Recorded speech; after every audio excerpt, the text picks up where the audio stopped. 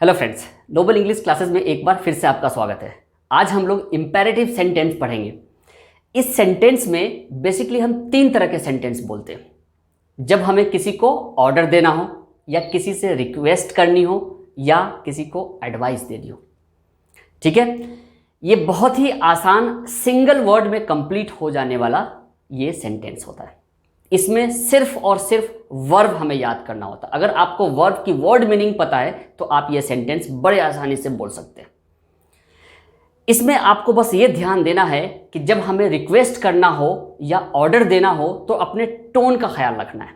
अगर हम थोड़ा सख्ती से बोलते हैं तो वो ऑर्डर हो जाता है।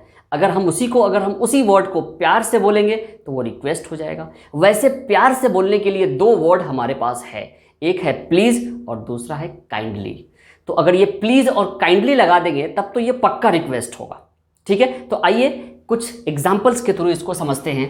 राइट का मतलब होता है लिखना, रीड का मतलब पढ़ना। इस तरीके से ये जो जितने भी वर्ड्स हैं ये सब वर्ब है, तो इनका मतलब पढ़ना भी हो सकता है। और अगर हम किसी को बोल रहे हैं कि पढ़ो तो सिर्फ राइट कह देने से काम चल जाएगा। यानी इसमें हमें कुछ और सब्जेक्ट ऑब्जेक्ट ये सब लगाने की ज़रूरत नहीं है। ING, is, am, are, was, were ये सब कुछ लगाने की ज़रूरत नहीं है। ये बहुत ही आसान है। अगर किसी को इंग्लिश बोलना स्टार्ट करना है तो ये बहुत ही आसान तरीका है। आप स्टार्ट करो इंपेरेटिव सेंटेंस से, आप स्टार्ट करो अपने बच्चों के साथ, आप स्टार्ट करो किसी भी अनजान के साथ। आपको बिल्कुल भी सोचने की या डरने की ज़रूरत नहीं है। इंपेरेटिव सेंटेंस से आप स्टार्ट करो। बस आपको दो तीन चीज़ों की ज़रूरत पड़ेगी। एक, आपको WH वर्ड की ज़रूरत पड़ेगी। मैंने एक वीडियो बना रखा है WH के ऊपर। आप चाहो तो कुछ 9-10 WH वर्ड्स आप याद कर लो तो आपको कभी भी कोई दिक्कत नहीं होगी। कहाँ, कब, कैसे, इसकी वर्ड मीनिंग पता होना चाहिए। और आपको कुछ वर्ड्स मीनिंग तो वैसे भी सब लोगों को पता ही होता है आजकल। मुझे लगता है कि आपको ऐसे कई सारे वर्ड मीनिंग होंगे जो आपको पता ही होगा, बस आप स्टार्ट नहीं कर रहे हो, आप डर रहे हो। तो चलिए स्टार्ट करते हैं। अगर हमें किसी को कहना है लिखो तो राइट, पढ़ो रीड, आओ कम, जाओ गो, खा लो ईट, पी लो ड्रिंक, आज्ञा का पालन करो ओबे, मारो पीटो बीट, इज्जत करो रेस्पेक्ट, तोड़ो प्लग। ठीक है, अब इसमें देखना है कि इसमें हमने कुछ भी नहीं लगाया। अब चाहे जैसा कि मैंने आपको बताया, अगर रिक्वेस्ट करनी हो तो आप सब में प्लीज प्लीज प्लीज लगा दो, सब में प्लीज प्लीज लगा दो। शुरू में भी लगा सकते हो और लास्ट में भी लगा सकते हो। जैसे प्लीज राइट, प्लीज राइट। ठीक है, तो इसका मतलब है कृपया लिखो। प्लीज रीड, कृपया पढ़ो। इस तरीके से हर वर्ड में आप प्लीज या काइंडली भी लगा सकते हो। काइंडली कम, यानी इसका भी मतलब सेंस वही होता है कि आप रिक्वेस्ट कर रहे हो। Kindly come, kindly eat, kindly obey, kindly respect, kindly read, kindly go, kindly drink, kindly beat, kindly plug. ठीक है, अगर आपको ऑर्डर देना हो तब तो ये लगाने की ज़रूरत नहीं है। ठीक है, ये सिर्फ रिक्वेस्ट करने के लिए है। अगर किसी को एडवाइस देनी हो तो एडवाइस देने के लिए जैसे ओबे, ये सरासर लग रहा है कि हम किसी को एडवाइस दे रहे हैं तो ऑलवेज लगा देते हैं। ऑलवेज भी लगा सकते हैं, आप चाहे तो, मर्जी है आपकी, आप चाहे तो लगा सकते हैं। अगर आप नहीं चाहे तो नहीं भी लगा सकते, कोई दिक्कत नहीं। ऑलवेज, ऑलवेज ओबे, आगे भी हम चाहे तो कुछ लगा सकते हैं, अपनी मर्जी है। आप जिसके बारे में आप बोल रहे हैं कि हाँ उनकी आप इज्जत करो तो always obey your parents, your parents. Always respect elders, बड़ों की इज्जत करो। हमेशा हमेशा हमेशा बड़ों की इज्जत करो। हमेशा अपने माँ बाप की आज्ञा का पालन करो। ठीक है, इसी तरीके से कुछ वर्ड्स इसमें, अब इसको मिटाता हूं मैं आपको। ठीक है,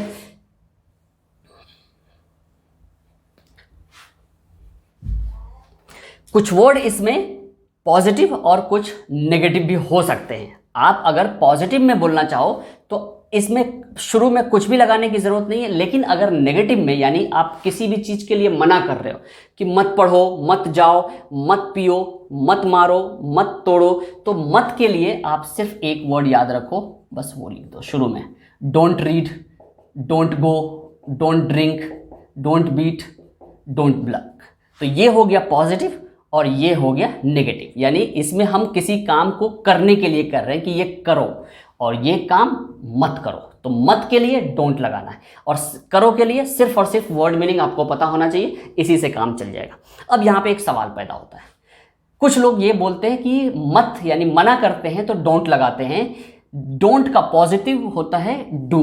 बहुत सारे लोग डू और डोंट को समझते हैं, तो वो ये सोचते हैं कि यहाँ पे डू क्यों नहीं लगा।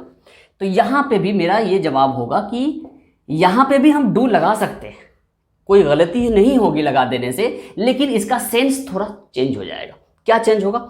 अगर हम किसी को बोल रहे हैं सिर्फ लिखने के लिए तो राइट लिख देने से काम चल जाएगा या बोलने से काम चलेगा, लेकिन अगर किसी को हम जोर दे रहे हैं कि लिखो तो डू राइट, जरूर लिखो डू राइट, जरूर आना तो डू कम, जरूर खाना डू ईट, जरूर आज्ञा का पालन करना डू ओबे, डू रेस्पेक्ट जरूर इज्जत करना। डू लगा सकते हैं बिल्कुल, लेकिन उस वर्ड पे स्ट्रेस हो जाएगा, यानी उस पे एम्फेसिस ज़्यादा होगा, जोर ज़्यादा हो जाएगा। जिस तरीके से मैं कभी कभी आपको बोलता हूँ कि do like and do share my videos, इसका मतलब है कि मैं आपको एक स्ट्रेस डाल के उस वर्ड पे, यानी आपको जोर दे के बोल रहा हूँ कि प्लीज़ आप उसको आप लाइक करें और शेयर करें।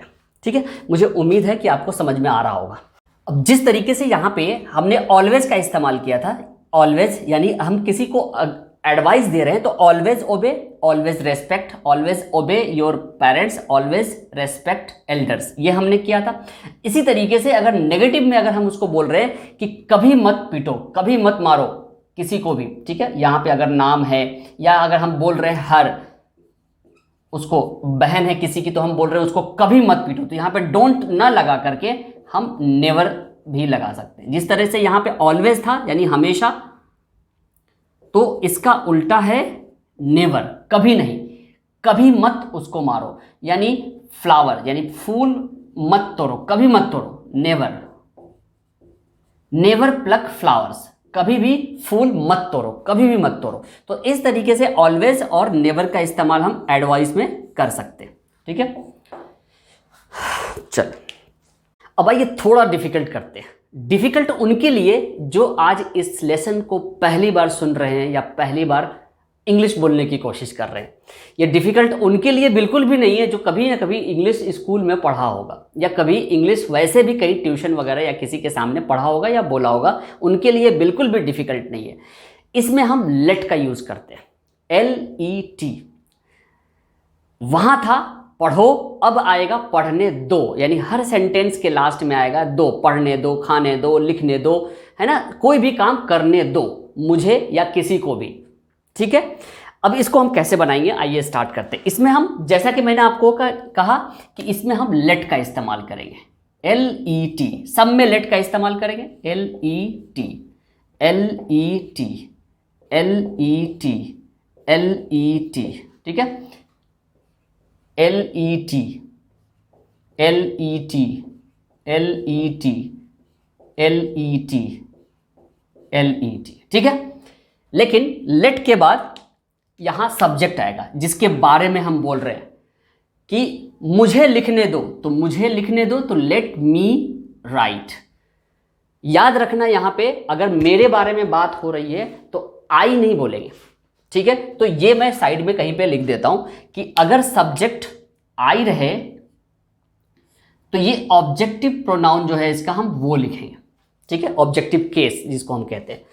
अगर सब्जेक्ट वी रहे तो अस, सब्जेक्ट अगर यू रहे तो यू ही आएगा, इसमें कोई चेंजेस नहीं आएगा। अगर ही थर्ड पर्सन सिंगुलर के बारे में बात हो तो हिम, शी यानी किसी लड़की के बारे में बात हो तो हर, इट तो इट ही आएगा, कोई चेंजेस नहीं होगा। दे थर्ड पर्सन प्लूरल तो देम,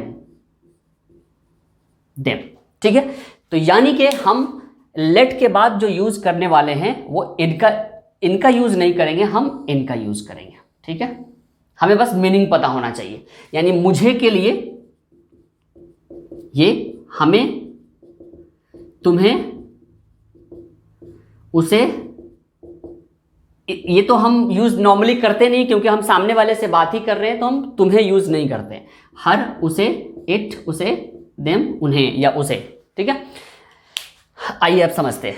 तो लेट मी राइट मतलब मुझे लिखने दो, लेट हिम कम यानी उसे आने दो, लेट हर ईट, उसे खाने दो, लेट हिम ओबे यानी उसे इज्जत करने दो, आज्ञा का पालन करने दो, लेट हर या लेट देम रेस्पेक्ट यानी उन्हें इज्जत करने दो।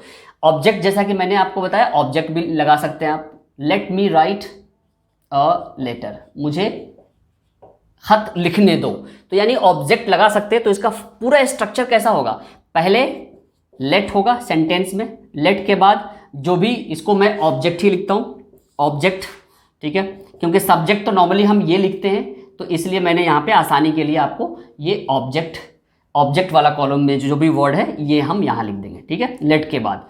उसके बाद जो वर्ब होगा, वर्ब की फर्स्ट फॉर्म जिसको हम बेस फॉर्म कहते हैं, फर्स्ट फॉर्म लिखेंगे।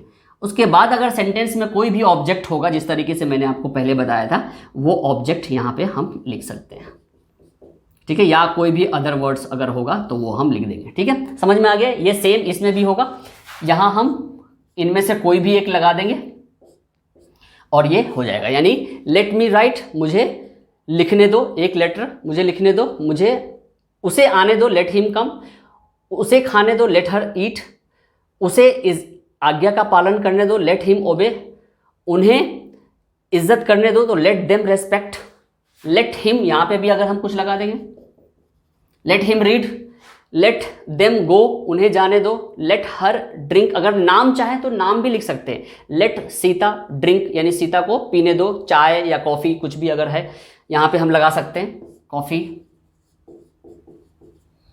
ठीक है, यहाँ पे रानी, लेट रानी ड्रिंक कॉफ़ी, ठीक है, लेट हिम बीट, अगर कोई यहाँ पे बॉय का नाम है तो हम लिख सकते हैं, let him beat Ravi, let him beat Ravi यानी उसे रवि को पीटने दो, लेट हिम प्लक फ्लावर्स, उसे फूल तोड़ने दो। तो इस तरीके से हम पॉजिटिव में लेट के बाद ऑब्जेक्ट लगाएंगे जो हमारा सब्जेक्ट होगा, और उसके बाद वर्ब की फर्स्ट फॉर्म, और फिर जो भी ऑब्जेक्ट होगा या अदर वर्ड्स होगा वो हम लिख देंगे। ये तो हो गया पॉजिटिव का रोल। नेगेटिव में इसका क्या रोल होगा, जब ये सेंटेंस नेगेटिव में होगा तो बस हम नॉट लगा देंगे यहां पे, सब हर सेंटेंस में यहां पे हम नॉट लगा देंगे। Let him not read, let him not go, let Rani not drink, let him not beat, let him not pluck. एक तरीका तो ये है, इसमें दो तरीका है। आप चाहे जिस तरीके से मैंने आपको प्रीवियस स्लाइड्स में बताया था कि डोंट लगा के भी हम बना सकते हैं, तो हम ये तरीके से भी बना सकते हैं, और चाहे तो हम ये नॉट न लगा के सबके शुरू में यहां पे डोंट लगा देंगे तो भी नेगेटिव हो जाएगा। Don't let him read, don't let him go, don't let Rani drink coffee, don't let him beat Ravi, don't let him pluck flowers, ठीक है। तो मुझे लगता है आज का लेसन आपको समझ में आ गया होगा। आप जितना ज़्यादा से ज़्यादा प्रैक्टिस करेंगे, ये आपको इंपेरेटिव सेंटेंस बहुत हेल्प करेगा इंग्लिश बोलने के लिए। तो मैं उम्मीद करता हूं कि आप कमेंट बॉक्स में लिखने वाले हो कि आप कब से इंग्लिश बोलना शुरू कर रहे हो, कब से आपके बच्चे इंग्लिश बोलना शुरू कर रहे हैं, ठीक है। तो चलिए, अगर आज की वीडियो आपको अच्छी लगे तो लाइक और शेयर करना ना भूलें, और चैनल पे अगर पहली बार आए हैं तो प्लीज़ सब्सक्राइब करिए। मिलते हैं किसी नेक्स्ट इंपॉर्टेंट वीडियो में, तब तक के लिए goodbye and take care.